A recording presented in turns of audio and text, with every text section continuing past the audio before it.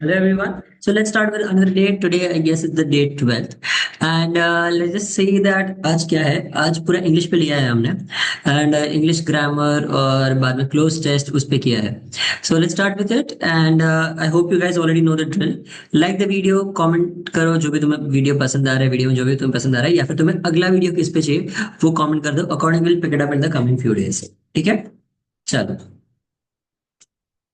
So yeah, let's start with day 12. Again, a reminder that just in the next 4 days or 3 days, this discount is going to go away. सिर्फ 3 दिन बचे हुए ये discount के लिए. That is for a score maximizer course, which is right now तुम्हारा best chance है अपना सीईटी में स्कोर बढ़ाने के लिए. एंड अगर तुम्हें एक्चुअली जानना है कि तुम सीईटी लेवल पे हो या नहीं एंड तुम्हें स्मार्ट लोगों के साथ कॉम्पिटिशन में जाना है, then क्रैकविटिस के mocks with the best analysis will help you out the most. चलो, let's start. While trying to keep a balance on the pole, the lady's dress got stuck on the pole and lost balance and fell down. Who lost balance and who was trying to keep the balance? The lady was trying to keep the balance, right? तो यहाँ पे the lady's dress नहीं आना चाहिए. The lady's dress वाला सब कुछ cancel कर दो.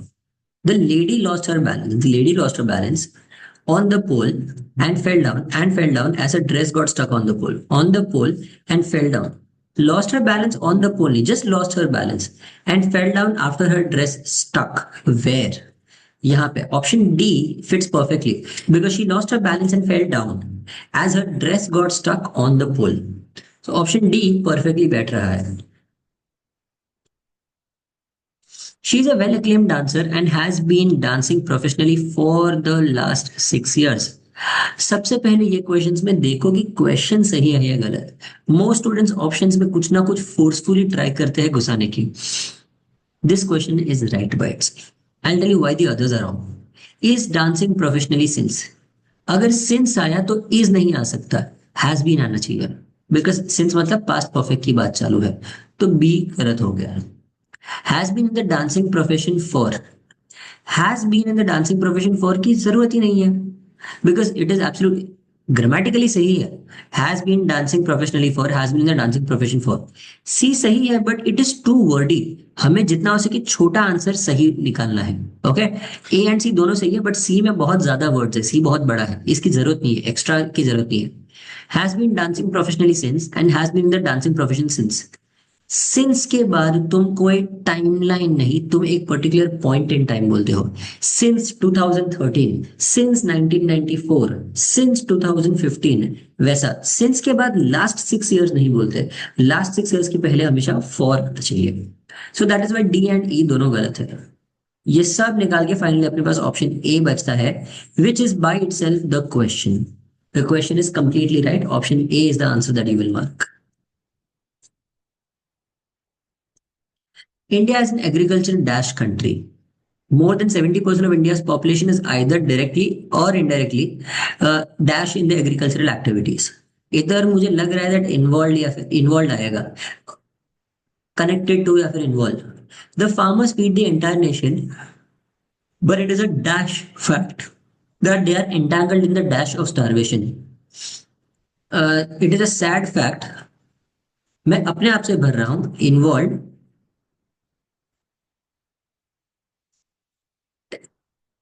Shambles.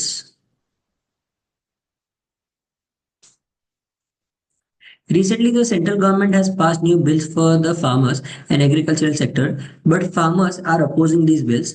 Farmers across the country have protested against the bills in streets and roads. The tractor protest by farmers of Punjab and Haryana in July was in opposition of these agriculture bills. वो agriculture में वो लोग basically farmers वो bill के खिलाफ है. On 20th August 2020, Punjab Assembly has passed a resolution against the government's ordinance. Against. ये against आना चाहिए. तो यहाँ पे इंडिया इज एग्रीकल्चरल ओरिएंटेड क्योंकि एग्रीकल्चर पे बहुत ज्यादा फोकस है. तो I would say oriented fits properly.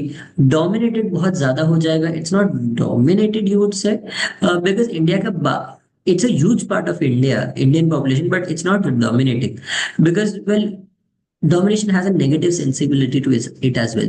So that is why oriented makes a lot of sense. मैं A mark करूंगा. Let's go to the second one. Second one का हमने लिखा था इन्वॉल्व, इन्वॉल्व डायरेक्टली दिया हुआ है तो मुझे टेंशन नहीं है। थर्ड वाले में sad fact, it is a sad saddening fact दिया हुआ है।